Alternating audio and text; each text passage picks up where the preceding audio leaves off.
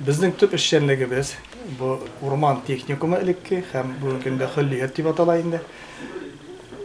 Әзерләү безнең төп бурычыбыз урман белгечләрен.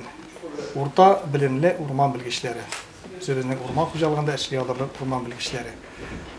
Безнең бүгенге көндә 3 төрле белгечлек буенча хәзерләнә белгечләр. Беренчесе именно урман һәм урман паркында эшләрлек урта белемле техник урманчылар. Икенчесе икътисад һәм бухгалтерия белгечләре. Өченчесе менә шу бүгенге көндә бик кирәкле булган белгечләр авыл һәм шәһәр җирлекләрен төзекләндерү һәм аларны яшелләндерү белгечлекләре әзерлибез. Здесь участвует первый курс, который мы готовим в 2019 году на Российской Конференции. Кто его знает, может попадут, в общем-то, второй курс, четвертый курс надо постараться.